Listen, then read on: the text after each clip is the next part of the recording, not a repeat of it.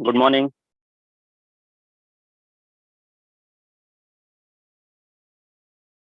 Good morning.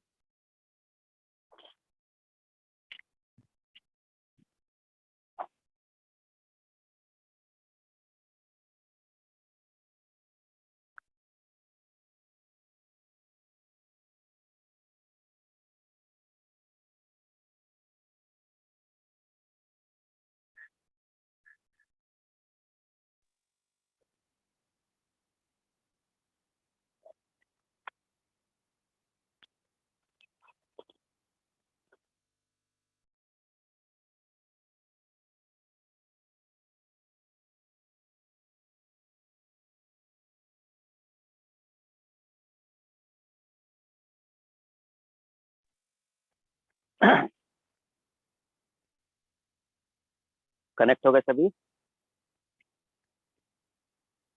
54। Sunday मना रहे हैं।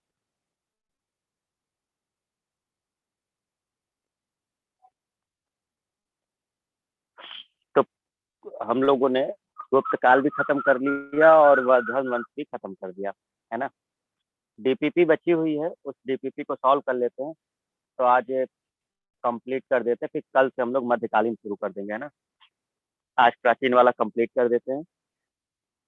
लास्ट डीपीपी आपकी यही है, गुप्त काल और वर्धन वंश की। ठीक है।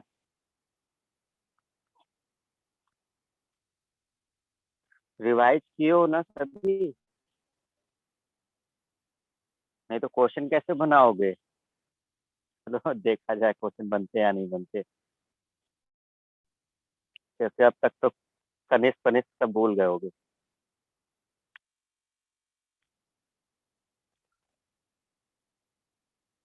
देखो जितना याद होगा बिना रिवाइज किए।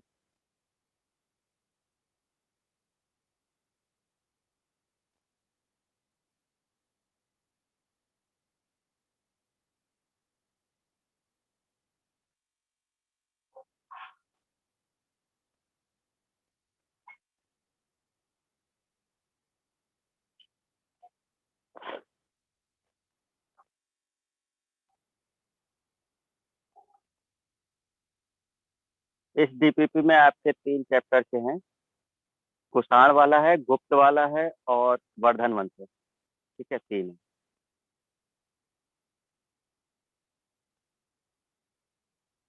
करो जरा इसे।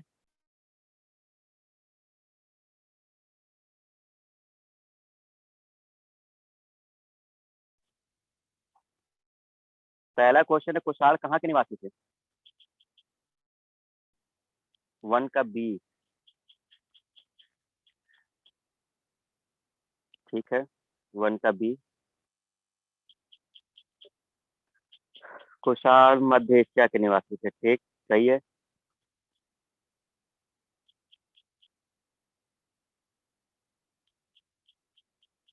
सभी का करेक्ट है। सेकेंड है, कुषाण वंश का संस्थापक कौन है? तो कुषाण वंश का जो संस्थापक है वो है फुजुल कट। ये फुडुल लिखा है, ये असल में फुजुल है। फुजुल। ठीक है। कुजुल कट। तो कुजुल कड़फिशस, तो दूसरे का आंसर होगा ए ऑप्शन। दूसरे का ए होगा, कुजुल कड़फिशस। तीसरा है, कुजुल कड़फिशस ने किस प्रकार का सिक्का जारी किया था? तो तांबा जारी किया था। कुजुल कड़फिशस ने तांबा जारी किया था। ठीक है।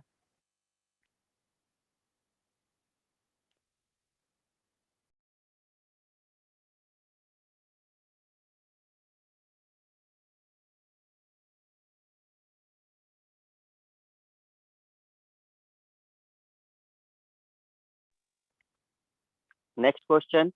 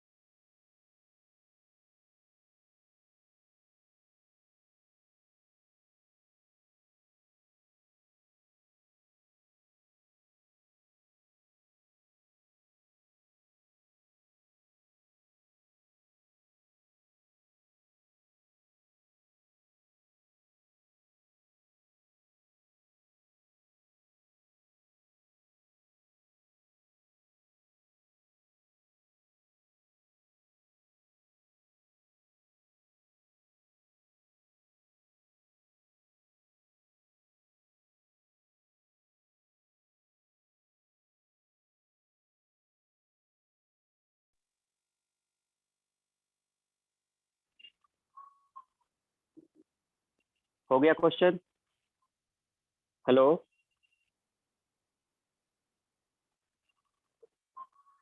वॉइस आ रही है? हेलो। ठीक है, वॉइस आ रही है ना? वॉइस चली गई थी अभी बीच में। अरे अब आ रही है ना? हाँ, बीच में तो चली गई थी वॉइस।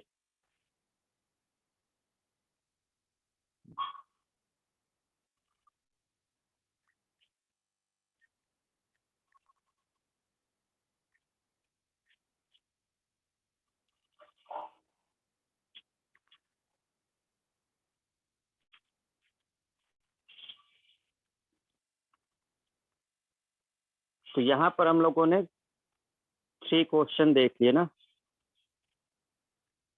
पहले का आंसर आपका क्या हो गया? मध्य एशिया।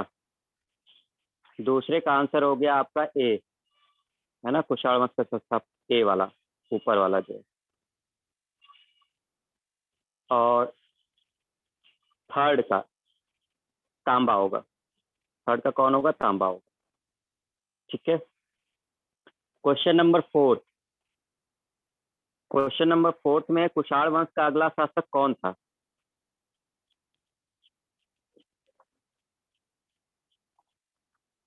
तो कुषाण वंश का जो अगला शासक था वो कौन था?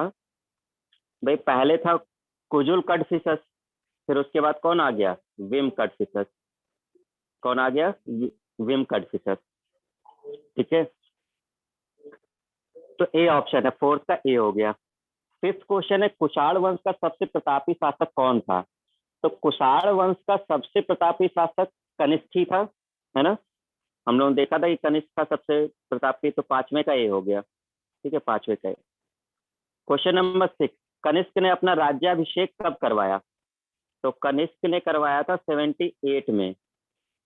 78 ए ऑप्शन है। और पता होगा कि उसी समय कौन सा संवत चला था? शक संवत चला था, है ना। शक संवत चला था, तो 6 का ए हो गया।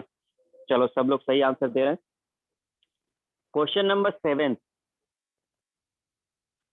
कनिष्क की सांस्कृतिक राजधानी क्या थी या कहाँ थी? तो 7th में जो सांस्कृतिक राजधानी की बात करें तो मंदहुस, ये इसकी राजधानी थी। वैसे तो उसकी पहली राजधानी वो पेशावर रखी थी उसने, पुरुषपुर, लेकिन जो सांस्कृतिक राजधानी थी वो मंदहुस थी। ठीक है। तो 7वें का ये भी होगा। 8वां, कनिष्क ने पाटलिपुत्र पर आक्रमण करके किस दार्शनिक को अपने साथ ले गया? तो बताइए किसको ले गया था? पाटलिपुत्र पे जब आक्रमण किया था तो वो किसको उठा ले गया था? अश्वघोष को। किसको ले गया था? अश्वघोष को। तो 8 का बी हो गया, अश्वघोष को ले गया था। हाँ, करेक्ट है सबका। पिंकी करेक्ट आंसर है, अदिति भी ठीक है, सबका आंसर सही है। क्वेश्चन नंबर 9, कनिष्क ने चौथी बौद्ध संगीति का आयोजन कब और कहाँ किया था? 9th वाला आंसर दो। 9th का क्या आंसर दे रहे हो आप लोग? ए। 9th का कनिष्क वाला जो है वो आंसर होगा प्रथम सदी कुंडल वन, ए ऑप्शन। कुंडल वन करेक्ट आंसर है। ठीक है, कुंडल वन में किया था कनिष्क ने।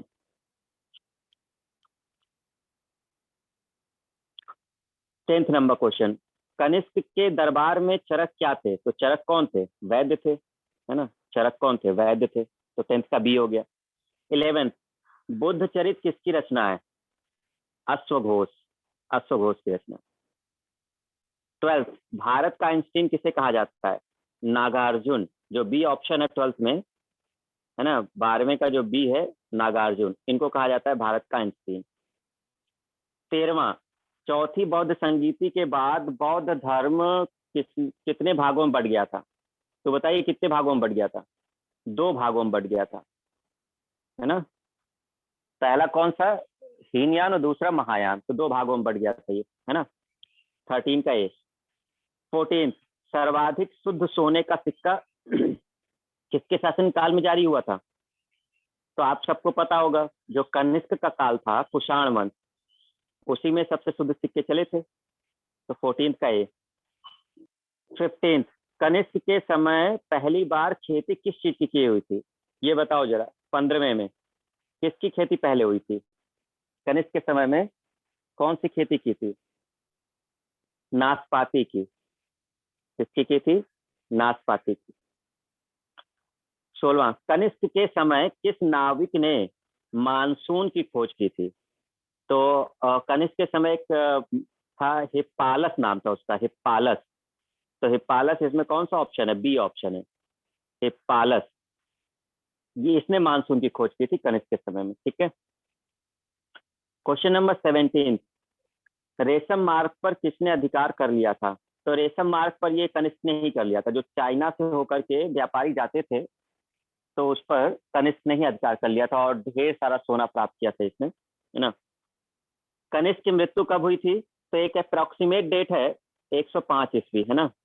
कई जगह ये अलग अलग मिलता है, कहीं ये 102 मिलता है, कहीं 101 मिलता है।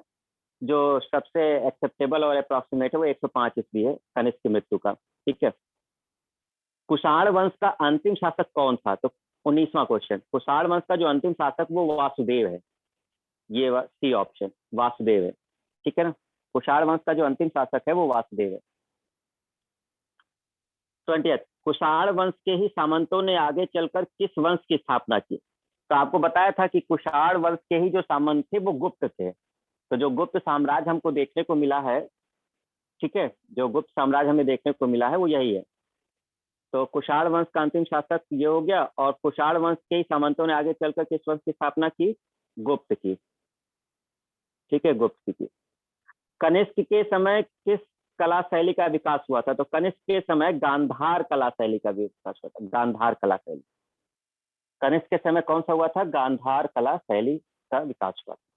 ठीक है। तो ये 21 क्वेश्चन आपके। पीडीएफ शेयर कर दें क्या व्हाट्सएप पर? ये क्वेश्चन वाला पीडीएफ अभी शेयर कर दें? ठीक है, रुको अभी शेयर कर देते हैं। अभी पीडीएफ शेयर कर देते हैं ना, तो सही रहेगा।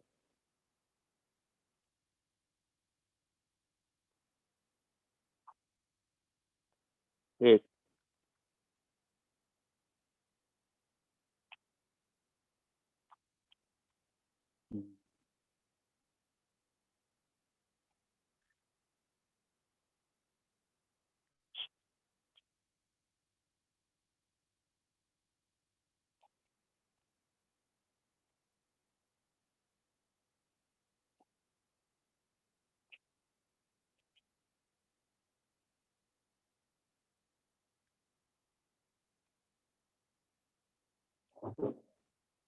व्हाट्सअप कर दिया है, देखो सभी को, ग्रुप में व्हाट्सअप होगा।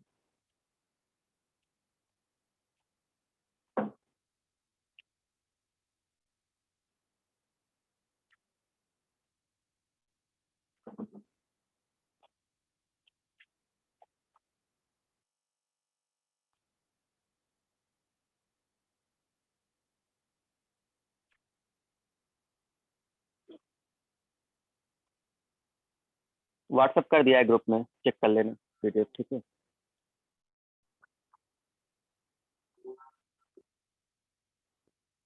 तो लास्ट क्वेश्चन जो था हम लोगों का, वो कनिष्क के समय में वो गांधार कला शैली का था। ठीक है ना, कि कनिष्क के समय कौन सी कला शैली विकसित हुई थी? तो गांधार। देखो दो कला शैली थी, एक गांधार और एक मथुरा, जो दो फेमस थी। वैसे एक तीसरी भी है, अमरावती शैली, जो आंध्र प्रदेश की है। तो गांधार और मथुरा शैली, तो इसके बारे में थोड़ा ध्यान रखना कि जो बुद्ध की प्रतिमाएं बनाई गई हैं, महात्मा बुद्ध की जो आप प्रतिमाएं देखते हैं कहीं पर भी, तो वो या तो गांधार कला शैली में बनी है या तो वो मथुरा शैली में बनी है। ठीक है ना। अब इससे पहचानोगे कैसे? मूर्ति देखकर कैसे पहचानोगे कि कौन सी गांधार कला शैली की है और कौन सी मूर्ति कला मतलब मथुरा शैली है? मतलब हम मूर्ति देखकर कैसे पता करें कि कौन सी गांधार की है और कौन सी मथुरा की है?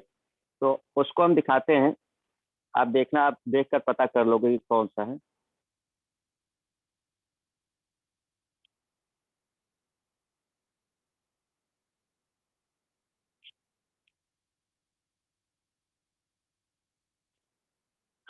देखो इसमें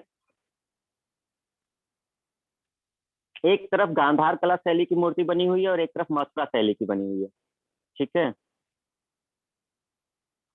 तो ये जो मूर्ति है, ये जो आपको दिख रहा है गांधार, ये बुद्ध की जो प्रतिमाएं बनाई गई हैं वो गांधार कला शैली में, और ये जो बनाई गई हैं वो मथुरा शैली में बनाई गई हैं। अब डिफरेंस कैसे समझना है, देखो जो ये वाली मूर्ति है गांधार वाली, ये एक योगी मुद्रा है। योगी मुद्रा मतलब ध्यान की मुद्रा है, ठीक है। तो ये जैसे इनके हाथ देखोगे ना, तो ये इस तरह से बैठे हुए हैं पद्मासन में, और एक योगिक मुद्रा है। और इनके जो कपड़े होंगे, ये जो कपड़े आप देख रहे हैं, तो लगभग ये पूरे ढके हुए कपड़े रहते हैं। मतलब जो पूरा पहने होते हैं तो ये पूरा ढका हुआ कपड़ा, पूरा शरीर जो है वो ढका हुआ है, ठीक है। दूसरा, इनके जो पीछे ये आभा मंडल दिखेगा, ये पीछे आभा मंडल दिखेगा, जो भी मूर्ति गांधार कला शैली की होगी तो उसमें दो तीन चीजें खास हैं। पहला कि एक तो ये काले पत्थर की बनी होती है, ठीक है। ध्यान रखना कि जो ये गांधार कला शैली है, ये काले पत्थर का यूज किया गया है। किसका? काले पत्थर का, ठीक है। तो काले पत्थर का यूज किया गया है। दूसरा, ये योगी मुद्रा है। जैसे हम लोग योग नहीं करते हैं, तो योग करते हैं तो वो ध्यान वाली मुद्रा है, ठीक है। तो ये है। और इनके जो कपड़े होंगे ये पूरा मतलब लगभग ढका होता है पूरा शरीर, सिलवट्टे पड़ी हुई हैं इनके कपड़ों पर, इस तरह की चीजें होती हैं। लेकिन जब हम लोग मथुरा शैली की देखेंगे, मथुरा कला शैली की जब मूर्ति को देखेंगे तो उसमें थोड़ा डिफरेंस है। ये आशीर्वाद देते हुए मुद्रा है, मतलब ये जो थी वो यौगिक मुद्रा है, ठीक है, योग वाला। लेकिन यहाँ पर जो है ये एक हाथ आप देख रहे होगे, तो ये एक आशीर्वाद देते हुए, ठीक है, आशीर्वाद देते हुए मुद्रा है ये। दूसरा, ये लाल पत्थर से बना हुआ है। जो मथुरा शैली है वो लाल पत्थर का यूज करता है, जबकि गांधार कला शैली काले पत्थर का यूज करता है, ठीक है, ध्यान रखना। और मथुरा शैली में पूरा शरीर नहीं ढका रहेगा, ठीक है। कपड़े जो इनके होंगे वो पूरे नहीं ढके रहते हैं। आप देखो कहीं हाथ पर रखा है, ये देखो यहाँ तक रखा है बस, ये हाथ पर एक कपड़ा यहाँ तक रखा हुआ है, ठीक है, ऐसे। तो और यहाँ पर देखोगे तो लगभग लगभग पूरा ढका रहता है। ये कुछ पॉइंट्स हैं जो आपको ध्यान रखने हैं, ठीक है। पहला पॉइंट कि गांधार कला शैली में ये काले पत्थर का यूज हुआ है, यहाँ पर मथुरा में लाल पत्थर का यूज हुआ है। ये गांधार जो योगी मुद्रा है, और ये कौन सी है आपकी? आशीर्वाद देते हुए, ठीक है। यहाँ पर जो इनके कपड़े हैं ये पूरे ढके रहते हैं, जबकि मथुरा में पूरे कपड़े ढके हुए नहीं है, मथुरा शैली में, ठीक है। और इनके ये जो पीछे है ये आभा मंडल दिखता रहेगा हमेशा हर मूर्ति में, लेकिन मथुरा शैली में हर मूर्ति में ये आभा मंडल नहीं दिखेगा, ठीक है ना। तो ये हम मूर्ति को देखकर पता कर सकते हैं कि असल में कौन सी हमारी गांधार शैली है और कौन सी मथुरा शैली है। बात समझ में आई? तो ये ध्यान रखना है। कहीं कहीं आपने एक मूर्ति देखी होंगी जो ग्रुप में होंगी। आभा मंडल मतलब जो चक्र नहीं पीछे चलता है भगवान लोगों को, जैसे कि आप लोगों ने मूर्ति देखा होगा नवरात्रि वगैरह में, जब दुर्गा माता की मूर्ति वगैरह बनाई जाती है तो पीछे चक्र नहीं चलता रहता है, ऐसे सामने मूर्ति रहती है, पीछे चक्र चलाते रहते हैं, तो आभा मंडल मतलब वो पीछे से रोशनी आ रही है, उसको कहते हैं आभा मंडल, ठीक है। और एक तीसरी होती है जिसको बोलते हैं अमरावती शैली। तो अब अगर मान लो तीनों मूर्तियां एक साथ आ जाएं कि कैसे पहचानोगे, तो अमरावती शैली बहुत आसान है। अमरावती शैली में क्या है कि एक से ज्यादा होंगे, मतलब दीवार पे जैसे मूर्ति बनी होगी ना, तो चार पांच लोग एक साथ होंगे। तो अमरावती शैली में कभी सिंगल मूर्ति नहीं बनती, अमरावती शैली में एक से ज्यादा मूर्ति होंगी एक साथ, चार हो सकती हैं, पांच मूर्ति हो सकती हैं, छह मूर्ति हो सकती हैं, तो सब एक साथ बनी होंगी। तो हम अमरावती तुरंत पहचान सकते हैं जो ग्रुप में बनी हो। तो जो ग्रुप में बनी होती हैं वो अमरावती शैली में होती हैं, ठीक है। तो कुछ डिफरेंस था, बस इतना ध्यान रख लेना, ठीक है। गांधार कला शैली किसमें है आपकी? तो काले पत्थर से बनी है। मथुरा किसमें बनी है? तो लाल पत्थर से बनी है, ठीक है। और एक और खास बात होती है कि जो गांधार शैली है, ये गांधार आपका पश्चिम में, इधर पाकिस्तान वाला एरिया जो है उधर उस साइड है। तो इसको यूनानी शैली भी बोलते हैं, मतलब ये मिश्रित शैली है, क्योंकि ये केवल भारतीय शैली नहीं है, इस पर यूनान का भी प्रभाव पड़ा है। तो पूछा जा सकता है कि किसको हम लोग भारतीय यूनानी शैली कहते हैं। तो भारतीय यूनानी शैली हम लोग गांधार कला शैली को कहते हैं, ध्यान रखिएगा, ठीक है ना। ये दोनों का मिश्रित रूप है जो गांधार कला शैली है। तो ये चीजें क्लियर हो गई सबको। मिश्रित रूप कौन है? गांधार कला शैली, ठीक है।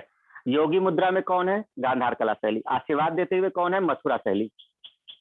किसमें हमें पूरा आभा मंडल दिखाई देता है? गांधार कला शैली में। कपड़े पूरे किसमें पहने हुए हैं? गांधार कला शैली में, ठीक है ना। तो इस तरह से कुछ चीजें हैं आपको ध्यान रखनी है। अब मूर्ति देखकर आप पहचान सकते हैं कि कौन सी किस कला की है, ठीक है।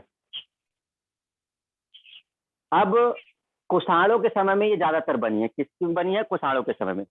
तो कुषाण का जो वंश है, ये कुषाण वंश में ही सारी मूर्तियां लगभग बनी है मोस्टली। तो गांधार और मथुरा, ये दोनों जो है वो कुषाणों के समय की है।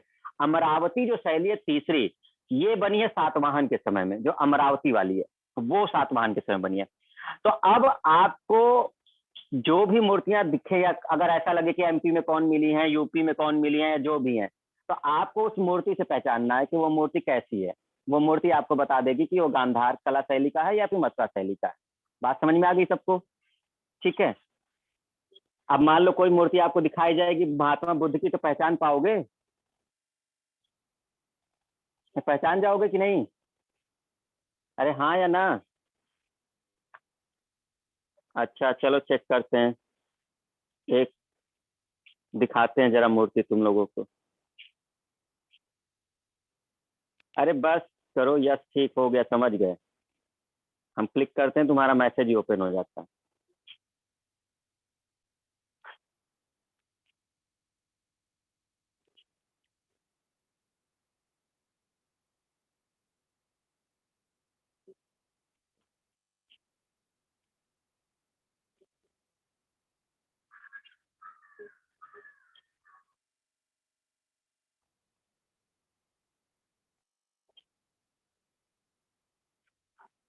ओपन नहीं हुआ।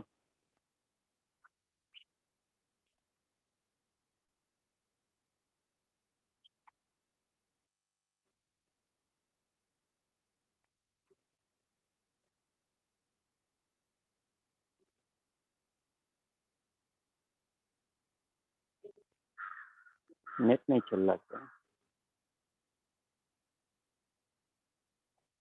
नेट चल रहा है या नहीं?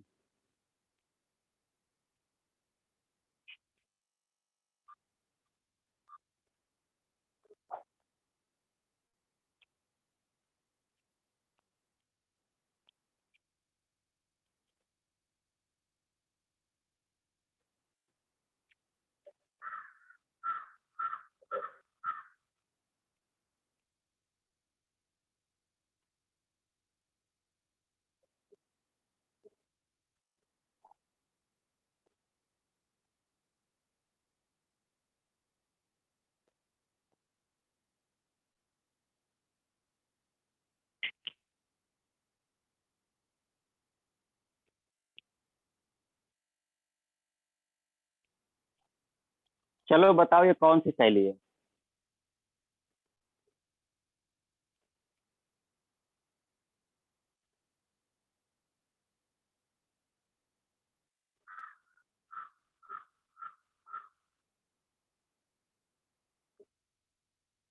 कौन सी शैली है ये? गांधार कला शैली है? अच्छा।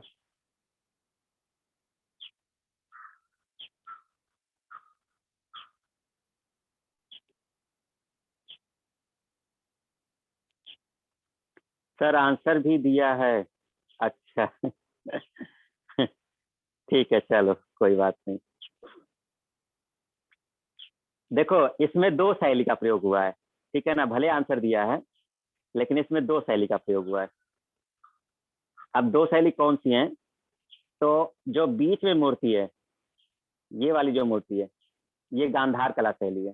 ठीक है, जो बीच में है ये मूर्ति, ये गांधार कला शैली है।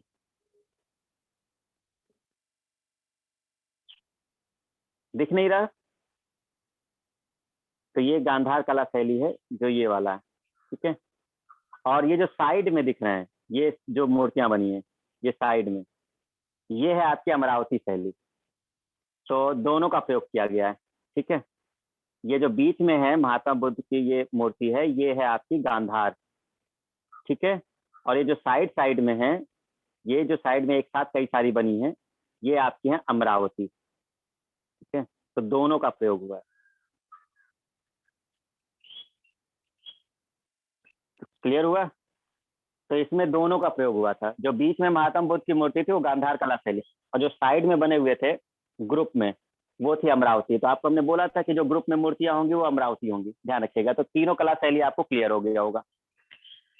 चलिए आगे बढ़ते। जो राम मंदिर बन रहा है वो किस शैली का बन रहा है? राम मंदिर जो बन रहा है उसमें जो मंडप वगैरह बन रहे हैं वो कौन से मंदिर शैली है? नागर, विमानन, कौन सी शैली है? कुछ आइडिया है कौन सी शैली का मंदिर बन रहा है वो? नागर शैली या फिर विमानन शैली? क्या लिख रहे हो? नागर, नागर शैली। हम्म, ठीक है, सही है, नागर शैली में बन। तो जो ये राम मंदिर वगैरह बन रहा है ये नागर शैली का बन रहा है, ठीक है। देखो एक शैली होती है मूर्ति, मूर्ति का तो ठीक है, गांधार और मथुरा समझ में आ गया सबको। आज जब मंदिर की बात करते हैं ना तो साउथ के मंदिर देखे हो, दक्षिण भारत के मंदिर? दक्षिण भारत के मंदिर देखे हो वो जो बने रहते हैं, वो विमानन शैली है, उसको कहते हैं विमानन शैली। जो एक स्टेप बाय स्टेप बने हुए हैं, जैसे सीढ़ियों टाइप के, एक बना है फिर उसके ऊपर सीढ़ी टाइप का ऐसे जाकर के ऊपर गया है। तो जो साउथ वाले हैं वो विमानन शैली में, ठीक है ना, विमानन शैली बोलते हैं उसको। हमारे जो इधर के बने हैं लगभग उत्तर भारत वाले ज्यादातर जो बने वो नागर शैली में बने, ठीक है। नागर शैली में क्या होता है कि एक मंडप बनता है, बहुत ऊंचा सा मंडप बनता है, सीधे गुम्बद टाइप का, तो मंडप बनाया जाता है, ठीक है, उस टाइप का होता है। और विमानन जो दक्षिण में बनता है वो सीधे मंडप नहीं बनता है, वो लोग स्टेप बाय स्टेप बनाते हैं, नीचे चौड़ा रहेगा फिर और छोटा ऊपर रहेगा फिर और रहेगा फिर रहेगा और ऐसे ऊपर चलता चला जाएगा जिससे बहुत ऊंचा बन जाता है, ठीक है ना।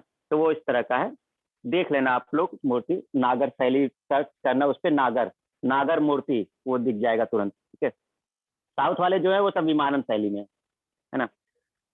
तो ये कुछ पॉइंट्स था जो आपको ध्यान रखना था, मथुरा शैली और इसका। चलो आगे बढ़ते हम लोग, इसमें देखते हैं मथुरा का और कौन सा हो गया आपका।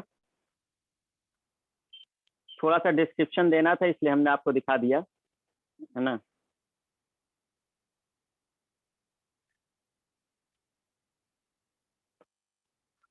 तो यहाँ तक कंप्लीट हो गया था। कनिष्क के समय किस कला शैली का विकास हुआ था ना, तो ये गांधार कला शैली का विकास हुआ था। ओके, चलो अगला देखो जरा। अब क्वेश्चन है कि गांधार कला शैली में सबसे अधिक मूर्ति किसकी बनी है? तो गांधार कला शैली में सबसे अधिक मूर्ति किसकी बनी है? बुद्ध भगवान की बनी, महात्मा बुद्ध की, ठीक है, डी वाला ऑप्शन। गांधार शैली में मूर्ति किस रंग की होती थी? 23। तो गांधार कला शैली में मूर्ति किस रंग की थी? आपको अभी भाई बताया है, काला पत्थर। तो गांधार में कैसा होता था? काला पत्थर होता था। मथुरा शैली में किस रंग के पत्थर का प्रयोग होता था? लाल, मथुरा शैली में लाल का प्रयोग होता था, ठीक है। अमरावती शैली का विकास कहाँ हुआ है? अमरावती शैली का विकास कहाँ हुआ है? 25वां। तो अमरावती शैली असल में आंध्र प्रदेश, अमरावती शैली जो है जिसमें मूर्तियां एक से ज्यादा रहती है साथ में, वो आंध्र प्रदेश में। गुप्त वंश के संस्थापक कौन थे? अब देखो यहाँ से कनिष्क वाला खत्म हो गया, ठीक है। 25 क्वेश्चन जो थे वो कुषाण वंश से रिलेटेड था। अब आपका आता है गुप्त वंश। तो गुप्त वंश का संस्थापक कौन है? तो सबको पता होगा, श्रीगुप्त है, ठीक है ना। 275 ईस्वी में इन्होंने किया था। 27, गुप्त वंश का वास्तविक संस्थापक कौन है? देखो जो संस्थापक पूछता है तो हम लोग कहते हैं श्रीगुप्त है, ठीक है, करेक्ट है। अब इसमें दो शासक हुए, श्रीगुप्त के बाद एक और आए जिसका नाम था घटोत्कच। तो श्रीगुप्त और घटोत्कच ये दोनों लोग असल में सामंत टाइप के थे, मतलब ये उस तरह से राजा घोषित करके नहीं किए थे, संस्थापक जरूर थे लेकिन ये लोग सामंती जीवन ही जी रहे थे जो पहले से ही था। असल में वास्तविक जो शासक आया है वो चंद्रगुप्त प्रथम आया है, चंद्रगुप्त प्रथम, जिसने मतलब सही तरीके से उसको एक राजा घोषित करके और फिर उसने किया है, ठीक है ना। तो इसलिए दो क्वेश्चन पूछ लेता है कि गुप्त वंश का संस्थापक कौन है, वो श्रीगुप्त है। लेकिन वास्तविक संस्थापक जो राजा बन करके उसने किया है तो वो आंसर है चंद्रगुप्त प्रथम, ध्यान रखिएगा। तो 27वें का बी ऑप्शन होगा, वास्तविक संस्थापक। 28, प्राचीन भारत में किस वंश का शासन काल को स्वर्ण युग कहा जाता है? तो आपको बताया है कि स्वर्ण युग कौन है? गुप्त काल है, गुप्त काल ही स्वर्ण युग है क्योंकि महिलाओं को भी इसमें बहुत सारे अधिकार दे दिए गए थे, है ना। 29, निम्नलिखित में से किस गुप्त शासक ने सर्वप्रथम सिक्के जारी किए थे? तो सबसे पहले सिक्के कौन जारी किया था? 29 में सबसे पहले सिक्के किसने जारी किए थे? बोलो, ए ऑप्शन। चंद्रगुप्त प्रथम, 29 का ये होगा। ठीक है, सही है मीनू। लिच्छवी दहित्र किसे कहा जाता है? 30वें का है लिच्छवी दहित्र। देखो लिच्छवी दहित्र का मतलब होता है कि लिच्छवी का नाती। तो लिच्छवी दहित्र मतलब लिच्छवी का नाती। तो लिच्छवी का नाती किसको कहते हैं? लिच्छवी का नाती कहते हैं हम लोग समुद्रगुप्त को। समुद्रगुप्त को कहते हैं। ठीक है, समुद्रगुप्त को कहते हैं लिच्छवी दहित्र। किस इतिहासकार ने समुद्रगुप्त की तुलना नेपोलियन से की है? तो B.S. स्मिथ, ये जो थे ना 31 का सी, B.S. स्मिथ, इन्होंने इनको भारत का नेपोलियन कहा है। ठीक है, समुद्रगुप्त को भारत का नेपोलियन कहा है B.S. स्मिथ ने। तो 31 का हो गया सी ऑप्शन। ओके, 32, चलिए बताइए, पुराणों के अनुसार समुद्रगुप्त का घोड़ा कितने समुद्र का पानी पीता था? 32, कितने समुद्र का पीता था? 3 समुद्र।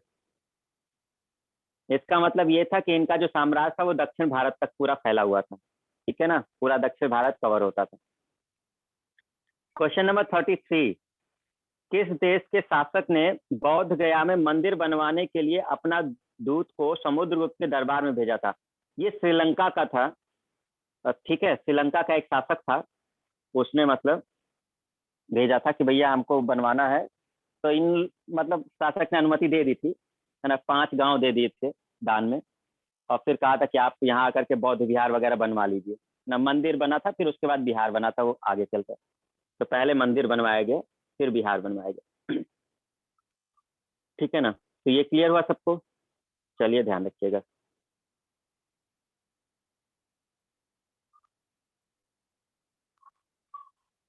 नेक्स्ट क्वेश्चन,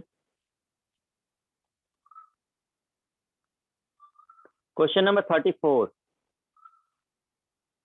प्रयाग प्रशस्ति अभिलेख किसके सैन्य अभियान के बारे में जानकारी देता है? तो प्रयाग प्रशस्ति, आपको बताया था प्रयाग प्रशस्ति किससे रिलेटेड था? समुद्रगुप्त से। प्रयाग प्रशस्ति किससे रिलेटेड था? समुद्रगुप्त से रिलेटेड। भाई इनके दरबारी कवि थे ना हरिसेन, और हरिसेन ने ही प्रयाग प्रशस्ति लिखा था, जो इलाहाबाद में जो आपका स्तंभ अशोक का है ना, उसी पर लिखा गया था, तो वही प्रयाग प्रशस्ति था। समुद्रगुप्त के दरबारी कवि कौन थे? हरिसेन। समुद्रगुप्त के दरबारी कवि कौन थे? हरिसेन थे। ठीक है। 36, समुद्रगुप्त ने किस पुस्तक की रचना की थी? समुद्रगुप्त ने देखो क्या लिखा था, कृष्ण चरित्र लिखा था। ठीक है ना, कृष्ण चरित्र। एक्चुअल में जो हर्षचरित और कादम्बरी है, ये बाणभट्ट ने लिखा था। जो ए और सी है, ये बाणभट्ट ने लिखा था ये, और जो समुद्रगुप्त ने लिखा था वो कृष्ण चरित्र लिखा था। ठीक है ना, ये याद कर लेना, कृष्ण चरित्र लिखा था इन्होंने। 37, समुद्रगुप्त के समय सबसे अधिक प्रचलित सिक्का कौन सा था? चलो ये वाला आपको हमने बताया नहीं है सिक्का वाला, फिर भी ये आंसर दो कौन सा है, सबसे प्रचलित सिक्का कौन सा था? नहीं, किसी को कोई आइडिया? सी नहीं था, बी था, मयूर शैली का। मयूरी शैली का जो सिक्का था वो सबसे ज्यादा होता है। ठीक है, 37 का बी।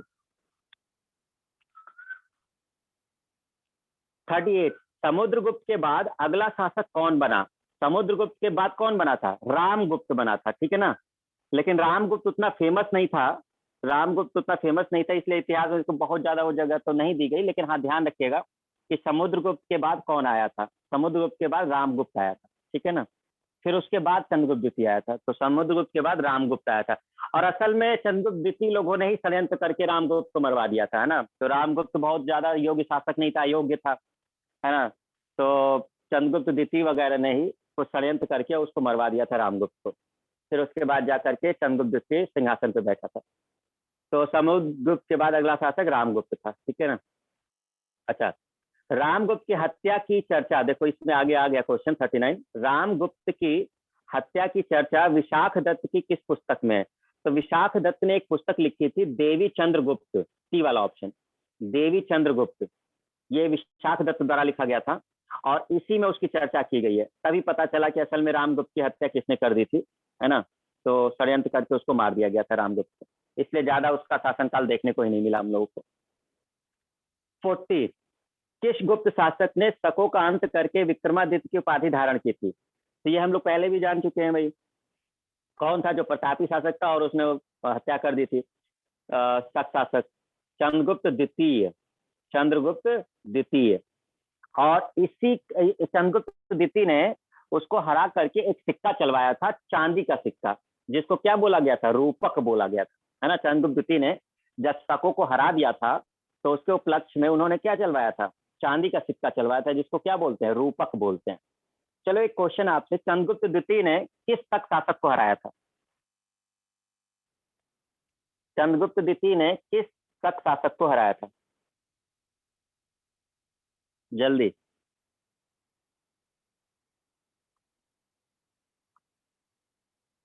कोई आंसर दे रहा है?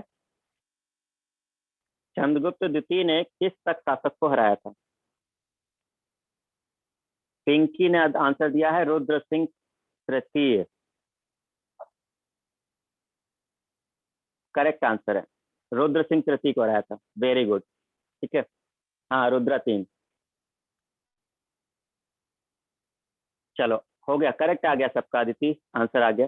41, इतिहास में कुल कितने शासकों ने विक्रमादित्य उपाधि धारण की थी? 43 का क्या है? 14, 14 विक्रमादित्य हुए थे, ठीक है ना। 42, चंद्रगुप्त द्वितीय का न्याय का सिंहासन किसका बना था? असल में चंद्रगुप्त द्वितीय जो न्याय करते थे तो वो उसी सिंहासन पर बैठ कर करते थे, है ना, तो उसको न्याय का सिंहासन बोलते थे। और अगर हम चंद्रगुप्त द्वितीय के लिए देखें तो इनका जो सिंहासन बना था वो पत्थर का बना था, ठीक है, ध्यान रखना, पत्थर का बना था, इनका जो सिंहासन था वो पत्थर का बना था। 43, चंद्रगुप्त द्वितीय के दरबार में संस्कृत के 9 विद्वान रहते थे, जिन्हें क्या कहा जाता था? नवरत्न कहा जाता था। 43 का है, नवरत्न बोलते।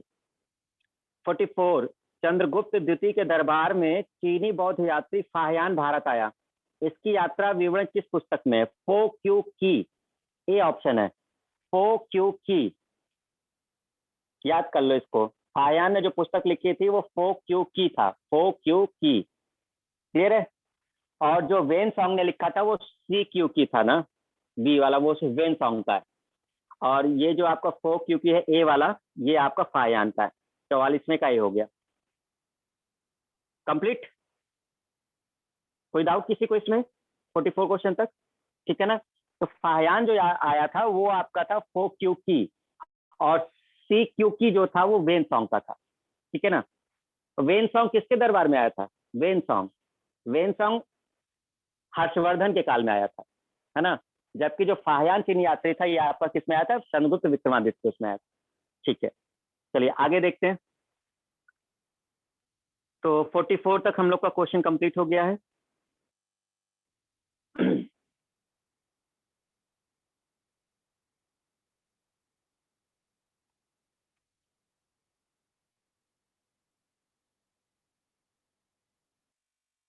आगे 44, क्वेश्चन नंबर 44।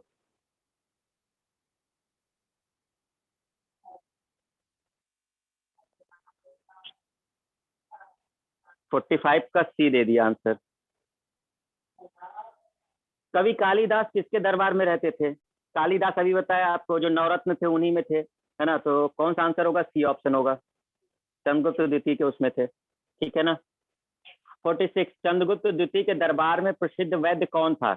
बताइए कौन था प्रसिद्ध वैद्य जो चंद्रगुप्त द्वितीय के दरबार में था? जो नवरत्न थे उसमें से एक वो भी थे, धनवंतरी थे, ठीक है ना, धनवंतरी। आपको कहा था कि नवरत्न याद कर लेना सभी, धनवंतरी थे उनके दरबार में। 47, नालंदा विश्वविद्यालय की स्थापना किसने करवाया था? किसी को पता है? नालंदा विश्वविद्यालय की स्थापना किसने करवाया था? नालंदा विश्वविद्यालय की स्थापना किसने करवाया था? ठीक है, कई लोग कह रहे हैं कुमार गुप्त, पंकज कह रहा है कुमार गुप्त, और फिर कह रहे हैं अंजना कह रही है बी। चलिए करेक्ट आंसर कुमार गुप्त है, ठीक है ना, सही आंसर है कुमार गुप्त। नालंदा विश्वविद्यालय की स्थापना कुमार गुप्त ने की थी। आप ध्यान रखिएगा, नालंदा बाद का है, तक्षशिला पहले का है, ठीक है ना, तक्षशिला चाणक्य के समय का ही है। तो नालंदा विश्वविद्यालय आपका कुमार गुप्त ने किया। अच्छा, 48वां, विश्व का पहला विश्वविद्यालय कौन है? तक्षशिला, ठीक है, पहला विश्वविद्यालय कौन है? तक्षशिला है। विश्व का पहला सुविधा देने वाला विश्वविद्यालय, देखो सुविधा देने का मतलब यहाँ से है हॉस्टल, मतलब यहाँ पे जो क्वेश्चन नंबर 49 है, यहाँ पर ये जो सुविधा देने का लिख रहा है, तो इसका मतलब ये कह रहा है कि जो हॉस्टल की सुविधा भी देता था मेनली, ठीक है ना, तो वो नालंदा था। नालंदा जो था सबसे पहले, इसमें हॉस्टल वगैरह की मतलब सुविधा दे दी गई थी, बिहार वगैरह बनवाए गए थे, और जहाँ पे स्टूडेंट रह भी सकते थे और बड़े लेवल पर मतलब शिक्षा ग्रहण करते थे। तो पहला विश्वविद्यालय वही था सुविधा देने वाला, ठीक है। नालंदा विश्वविद्यालय को ध्वस्त किसने करवा दिया था? बख्तियार खिलजी ने। ये बख्तियार खिलजी जो था, ये जब मुस्लिम अटैक होगा अभी आगे चल करके, ठीक है, तो बख्तियार खिलजी ने पूरा जो नालंदा विश्वविद्यालय जलवा दिया था, और कहा जाता है कि लगभग 6 महीने तक उसकी पुस्तक लाइब्रेरी पूरी जलती रही, इतनी ज्यादा किताबें थी। और इसी ने विक्रमशिला को भी ध्वस्त करवा दिया था। आगे चल करके इसने फिर विक्रमशिला को, विश्वविद्यालय को भी नष्ट करवा दिया था, है ना। तो ध्यान रखिएगा ये। चलिए 51, कुमार गुप्त के बाद अगला शासक कौन बना है? तो कुमार गुप्त के बाद कौन बना है? स्कंदगुप्त बना है, स्कंदगुप्त बना है, ठीक है ना। 52, सुदर्शन झील का पुनः निर्माण किसने करवाया था? सुदर्शन झील, देखो अब तक तो याद हो गया होगा सबको। सुदर्शन झील का पुनः निर्माण किसने करवाया था? रामगुप्त, चंद्रगुप्त, चंद्रगुप्त द्वितीय या स्कंदगुप्त? सुदर्शन झील का पुनर्निर्माण किसने करवाया था? हाँ 51 का सही तो है, कुमार गुप्त के बाद स्कंदगुप्त। 51 का ए है, 51 का ए है, कुमार गुप्त के बाद स्कंदगुप्त बना था।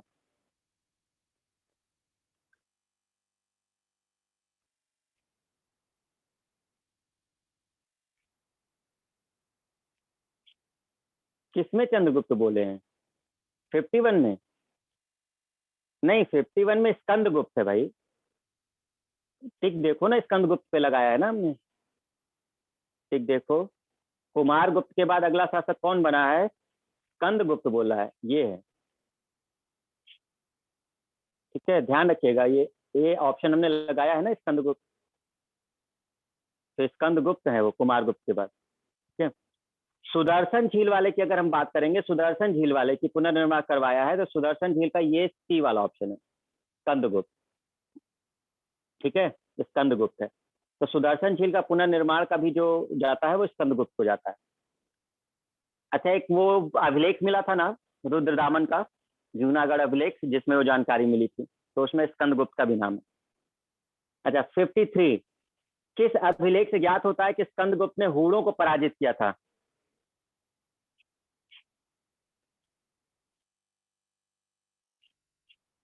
शशिकांत सर दिख नहीं रहा है। अरे क्या नहीं दिख रहा भाई?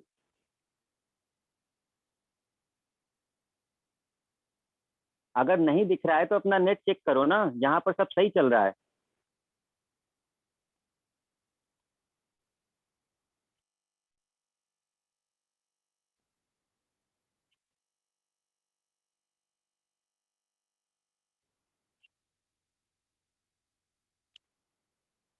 तो व्हाट्सएप से कर लो, व्हाट्सएप पर भी तो शेयर किए हैं, व्हाट्सएप पे भी तो शेयर किया है। जिसको नहीं दिख रहा है वो व्हाट्सएप से चेक कर ले, जो है डायरेक्ट। अब ऐसे सब कुछ दिख रहा है सभी को, है ना। अगर नहीं दिख रहा तो आप नेट चेक कर लो अपना, है ना। अगर नहीं दिखता तो फिर कई बच्चों को नहीं दिखता ना, केवल तुम्हें थोड़े ना दिखता।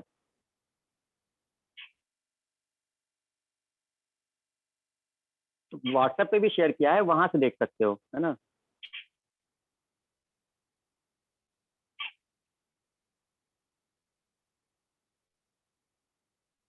डिस्टर्ब कर देते हो बीच बीच में ना।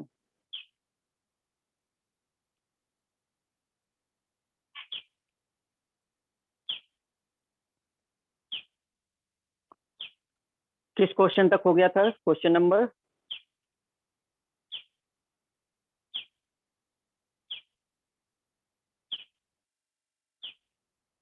क्वेश्चन नंबर हो गया था हमारा 53 तक। हाँ 53 चल रहा था। 53 में था कि किस अभिलेख से ज्ञात होता है कि स्कंदगुप्त ने हूणों को पराजित किया था? तो भीतरी स्तंभ लेख, ये जो भीतरी स्तंभ लेख था, इसी में हमें पता चलता है कि हूणों को पराजित किया था, ठीक है, स्कंदगुप्त ने। कौन सा राजवंश हूणों के आक्रमण से अत्यंत विचलित हुआ? तो अब हूणों का आक्रमण जब गुप्त साम्राज्य पे ही हुआ था, तो ऑब्वियस सी बात है गुप्त पर विचलित हुए होंगे। तो सी ऑप्शन 54 का सी हो गया। 55। रजत सिक्का का मतलब होता है चांदी का सिक्का। तो रजत सिक्का जारी करने वाला प्रथम गुप्त शासक कौन था? तो आप बता सकते हैं। अब ये रिपीट हो चुका है पीछे भी, है ना, कि रजत सिक्का जारी करने वाला प्रथम गुप्त शासक कौन था? याद है उस शक विजेता कौन था? शक विजेता जिसने शक को हरा दिया था, रुद्र सिंह तृतीय को हराया था, और उसने एक चांदी का सिक्का चलवाया था जिसको रूपक कहते थे। याद आया? तो रजत सिक्का जारी करने वाला कौन था?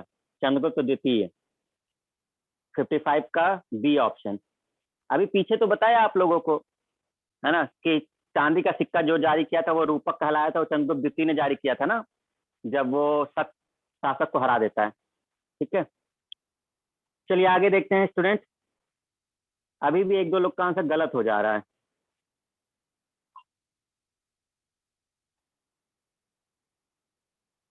क्या है? बट पहले तो चंद्रगुप्त वन है। चंद्रगुप्त वन ने सिक्के जारी किए थे। अब उस सिक्के में ये थोड़ा कहा गया था कि उसने सोने का जारी किया था या चांदी का सिक्का जारी किया था। उसमें कहा गया है कि सबसे पहले सिक्के किसने जारी किए, तो वो चंद्रगुप्त प्रथम है। अब आपको कैसे मालूम कि वो सिक्का चांदी का ही था? ठीक है, जो चांदी का सिक्का जो जारी किया गया पहले, वो चंद्रगुप्त द्वितीय ने जारी किया है। ठीक है, तो क्वेश्चन थोड़ा ध्यान रखो। वो क्वेश्चन जब चंद्रगुप्त प्रथम का बताया था तो उस समय बताया था कि सबसे पहले सिक्के किसने जारी किए थे, और इनके समय में चांदी का भी जारी हुआ है, तांबे का भी जारी हुआ है, सोने का भी जारी हुआ है। ठीक है ना, तो जो एग्जैक्ट पूछा जा रहा है उसको ध्यान देना होगा। तो दोनों में कंफ्यूजन कभी नहीं होना चाहिए।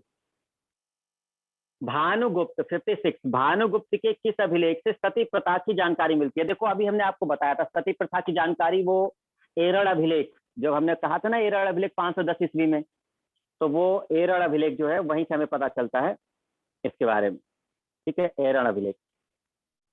गुप्त काल की भाषा क्या थी? संस्कृत। संस्कृत यूज कर रहे थे ये लोग। ठीक है, गुप्त काल की राजधानी कहाँ थी? कौशाम्बी। गुप्त काल की राजधानी कौशाम्बी। ठीक है, गुप्त काल की अर्थव्यवस्था का सबसे बड़ा स्रोत कौन था? भू राजस्व सबसे बड़ा स्रोत था। ठीक है, भू राजस्व सबसे बड़ा स्रोत था, जमीन वगैरह उसी पर खेती होती थी, उसी सब कुछ होता था, तो सबसे बड़ा स्रोत जो है वो भू राजस्व था। ठीक है, 59 का। गुप्त काल ने शासक की सबसे छोटी इकाई गांव किसके अधीन थी? मतलब ये क्वेश्चन पूछ रहा है 60 में कि गांव का मुखिया कौन है। एक प्रकार से यही पूछ रहा है कि जिसके अधीन रहता था, तो गांव का मुखिया क्या कहलाता था? ग्रामीण, ग्रामिक कहलाता था। ठीक है, 61। निम्नलिखित में से किस काल में स्त्रियों को भी शिक्षा का अधिकार था? तो देखो, शिक्षा का अधिकार स्त्रियों को गुप्त काल में मिल गया था। अब वो चाहे शूद्र हो, यानी कृषक हो, या महिलाएं हो, इन लोग को ये सारे अधिकार दे दिए गए थे। तो ध्यान रखना है 61 का ये। किस काल में गणित और ज्योतिष का सर्वाधिक विकास हुआ? गुप्त काल में। ठीक है, इसी काल में, क्योंकि आपने देखा है कि नवरत्न थे चंद्रगुप्त द्वितीय के दरबार में, है ना, बरामीह से जैसे लोग भी बैठे हुए थे उनके, उसमें चरक भी थे, धनवंतरी वगैरह, मतलब धनवंतरी भी थे उसमें। ठीक है ना, तो ये लोग थे। चरक तो नहीं थे, धनवंतरी थे। हाँ, धनवंतरी। ठीक है, अजंता कलाकृति किससे संबंधित है? तो अजंता कलाकृति किससे संबंधित है आपकी? गुप्त काल से। अजंता, देखो गुप्त काल में क्या किया गया था कि अजंता की जो गुफाएं आपको दिखती है ना, अजंता और एलोरा की, जो महाराष्ट्र में है, तो उस समय बुद्ध के लिए ये चीजें बनाई गई थी वहां पर। हिंदू धर्म से भी रिलेटेड था, तो अजंता की जो चीजें हैं गुप्त काल से रिलेटेड है। इसमें 3 गुफाएं थी जो बहुत ज्यादा फेमस थी, 16, 17 और 19, जो ज्यादातर गुप्त काल से रिलेटेड थी। ठीक है ना। अजंता किस धर्म के लिए प्रसिद्ध? अजंता सभी के लिए। ठीक है, ध्यान रखिएगा, अजंता किसी एक धर्म के लिए नहीं था। अजंता, ये अजंता और एलोरा की गुफाएं महाराष्ट्र में है। ठीक है ना, ध्यान रखिएगा, अजंता और एलोरा महाराष्ट्र में है। ये आपकी बुद्ध, जैन और हिंदू तीनों धर्मों के लिए है। ठीक है, अजंता और एलोरा की जो गुफाएं वो तीनों धर्मों के लिए। 65। विश्व में बुद्ध की सबसे ऊंची प्रतिमा कहाँ है? अफगानिस्तान, बामियान। अफगानिस्तान, अफगानिस्तान में एक जगह है बामियान, यहाँ पर थी। ये बुद्ध भगवान की सीधी, बिल्कुल जैसे सीधे खड़े हैं बुद्ध भगवान, तो उनकी प्रतिमा है। लेकिन ये तालिबानी लोगों ने इसको तोड़ दिया है पूरा। जब से तालिबान आए, इन लोगों ने पूरी मूर्ति को तहस नहस कर दिया इन लोगों ने। तो वो जो मूर्ति थी भगवान बुद्ध की ऊंची वाली, वो अब नहीं है, उसको इन लोगों ने खत्म कर दिया है, तालिबानी लोगों ने। ठीक है ना, ध्यान रखिएगा। हाँ, है नहीं, थी, वही थी, क्योंकि अब कहाँ है वो। तो अब तो जब से तालिबान वगैरह है ना, ये आक्रमणकारी बहुत ज्यादा ही दुष्ट टाइप के लोग हैं। मतलब इनको मूर्तियों से क्या दिक्कत है भाई? आप एक अच्छी खासी मूर्ति कितने मेहनत से वो बनाई गई होगी कितने साल पहले, और ये जा करके सीधे मूर्ति ही तोड़ देते हैं। बनाने को तो कुछ है नहीं, बस तोड़ना है केवल, है ना। तो वो अब नहीं है, वो तो टूट चुकी है। ठीक है। 66, महरौली का लौह स्तंभ किस शासक से संबंधित है? तो महरौली का जो लौह स्तंभ है वो आपका, इसमें ऑप्शन नहीं है। कनिष्क, कवि, बिंबिसार और वैज्ञानिक, गलत है। यहाँ पर एक शासक होना चाहिए, चंद्रगुप्त। ठीक है। तो डी ऑप्शन में आप ध्यान रखिएगा, चंद्रगुप्त द्वितीय, है ना। एक ऑप्शन यहाँ पे नोट कर लेना, चंद्रगुप्त द्वितीय, क्योंकि इसमें ऑप्शन ही नहीं है। महरौली का लौह स्तंभ चंद्रगुप्त द्वितीय से रिलेटेड है। ठीक है। 67, आर्यभट्ट किस लिए प्रसिद्ध थे? आर्यभट्ट क्या थे? गणितज्ञ थे। आर्यभट्ट कौन थे? गणितज्ञ थे। ठीक है ना। भारत में प्रसिद्ध थे गणितज्ञ, तो आर्यभट्ट जो थे वो गणितज्ञ थे। ये ध्यान रखना है आपको। क्लियर हुआ?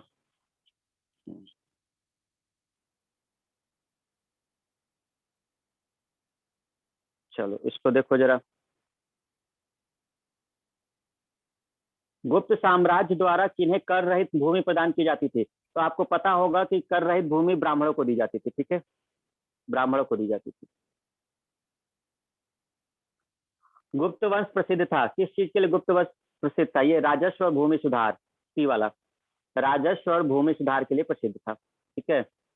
वैसे तो यह कला और स्थापत्य कला के लिए भी था, लेकिन मेनली जो था वो राजस्व और भूमि सुधार था।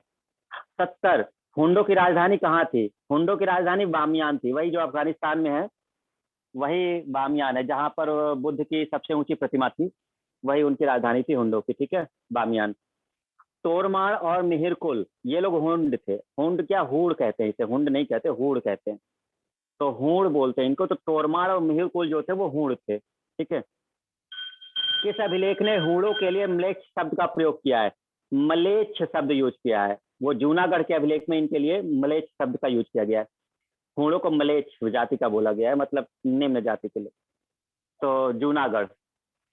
पुष्यभूति वंश के संस्थापक कौन थे? पुष्यभूति वंश के संस्थापक पुष्यभूति वर्धन थे। ठीक है, 73 का बी। पुष्यभूति वर्धन ने अपनी राजधानी कहाँ बनाई थी? थानेश्वर बनाई थी। ठीक है। पुष्यभूति के कितने संतान थे? 3 संतान थे। ठीक है, 75 का सी है। राजश्री का विवाह कन्नौज के किस राजा से हुआ था? तो राजश्री का विवाह कन्नौज के ग्रहवर्मन से हुआ था, सी। अभी कल ही पढ़ाया था ये, है ना। 77 क्या कर दी थी, बता सकते हो? मालवा का कौन सा शख्स था? देवगुप्त। ठीक है ना, देवगुप्त था। देवगुप्त की हत्या किसने की थी? ठीक है, देवगुप्त की हत्या किसने कर दी थी? राजवर्धन ने, है ना, राजवर्धन ने। और बंगाल के किस शासक ने बोधि वृक्ष को कटवा दिया था? शशांक ने, शशांक ने, है ना, शशांक ने कटवा दिया था। 79 का शशांक। चलिए आगे देखिए इसमें। और शशांक को कौन मार देगा? हर्षवर्धन मार देगा ना। वर्तमान में बोधि वृक्ष किस पीढ़ी का है? 5वीं पीढ़ी का है, 5वीं पीढ़ी। शशांक की हत्या किसने कर दिया था? शशांक की हत्या किसने कर दिया था? हर्षवर्धन ने कर दिया था, हर्षवर्धन ने। हर्षवर्धन ने राजश्री का पता किस बौद्ध भिक्षु के सहयोग से लगाया था? Diwakar, D option, Diwakar. ठीक है। तो इस बौद्ध भिक्षु की मदद से उन्होंने किया था।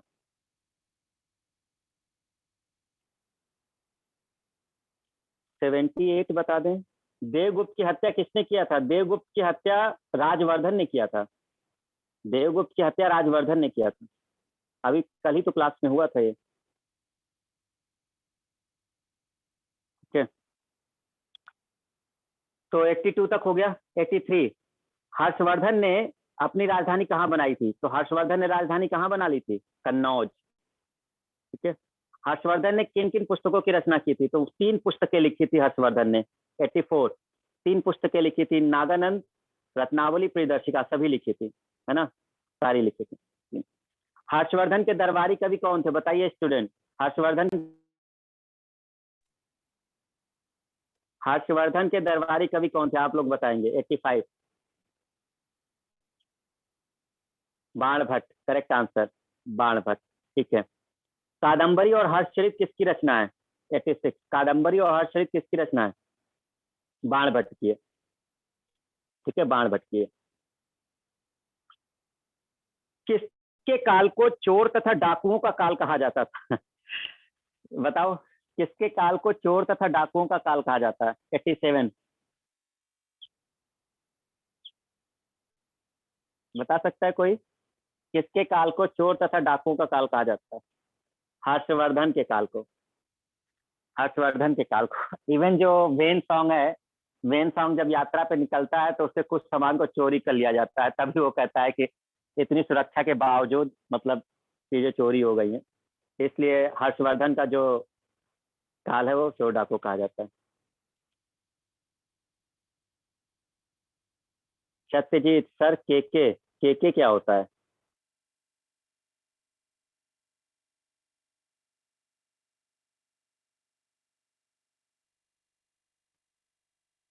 तो हर्षवर्धन हो गया। 88। हर्षवर्धन के समय किस चीनी यात्री ने भारत की यात्रा की थी? तो हर्षवर्धन के समय किसने की थी? वेन सॉन्ग ने की थी, है ना। वेन सॉन्ग आया था। यात्रियों का राजकुमार किसे कहा जाता है? वेन सॉन्ग को कहा जाता है। यात्रियों का राजकुमार वेन सॉन्ग को कहा जाता है। सम्राट हर्षवर्धन ने कहा दो महान धार्मिक सम्मेलनों का आयोजन किया था। देखो बताया था ये हमने आपको। एक तो उसने कन्नौज में किया था, और दूसरा उसने किया था हर 5 साल पे प्रयाग में करता था। तो कन्नौज और प्रयाग दो जगह होता था धार्मिक सम्मेलन, है ना। तो कन्नौज था सबसे बड़ा, किया था कन्नौज में, और फिर उसने प्रयाग में किया था। नर्मदा नदी पर सम्राट हर्ष के दक्षिणवर्ती अग्रमण को किसने रोका? मतलब ये कह रहा है क्वेश्चन कि नर्मदा नदी पर जो हर्षवर्धन था उसका युद्ध किससे हुआ था? पुलकेशिन द्वितीय से हुआ था। और पुलकेशिन द्वितीय ने हर्षवर्धन को हरा दिया था यहाँ पर। ठीक है ना। पुलकेशिन द्वितीय ने हर्षवर्धन को हरा दिया था। तो ध्यान रखिएगा, ये बहुत इंपॉर्टेंट है कि हर्षवर्धन को किसने हरा दिया था? पुलकेशिन द्वितीय ने हरा दिया था। ठीक है, चलो लास्ट है आपका, खत्म हो गया अब ये।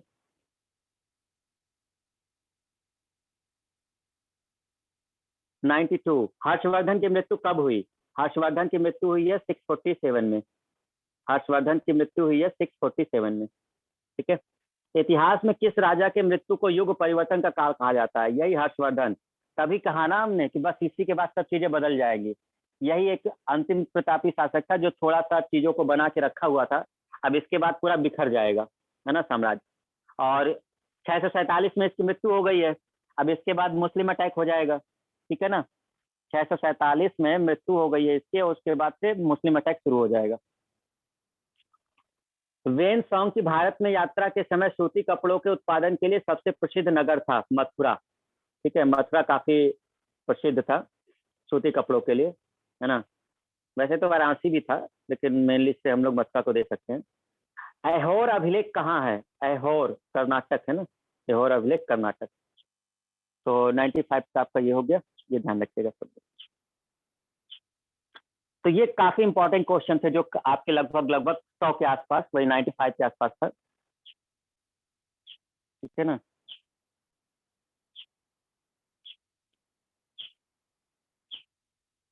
तो कुषाण, गुप्त और हर्षवर्धन तीन कंप्लीट हो गए। तो अब ये डीपीपी खत्म हो गई है। कल से हम लोग अब अपना मुगल काल, मुस्लिम अटैक शुरू करेंगे। जब मुस्लिम अटैक शुरू होगा मीर कासिम का, है ना, तो वहां से हम लोग उसको स्टार्ट करेंगे। क्लियर है? ठीक है। और इसको देख लेना, क्या कह रहे हो? 96 और 97 है। कहाँ है 96 97? उसमें क्वेश्चन कहाँ है? वो ए बी का लिखा हुआ है। 96 में क्वेश्चन कहाँ है?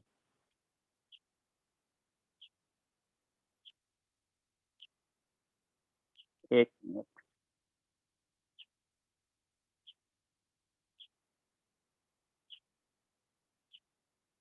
96 क्वेश्चन।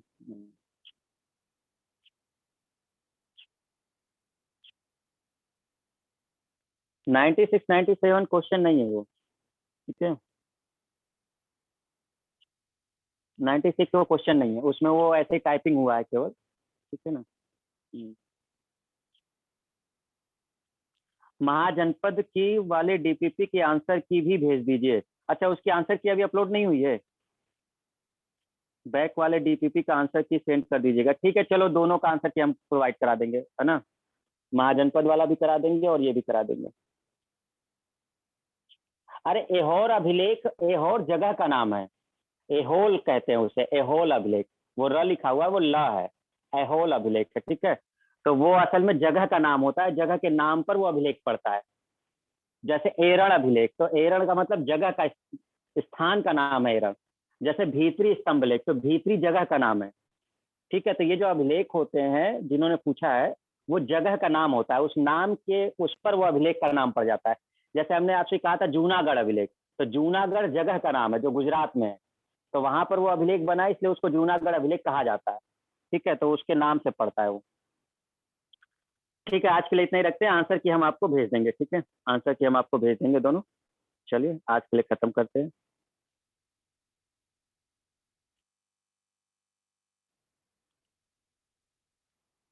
लीव करो के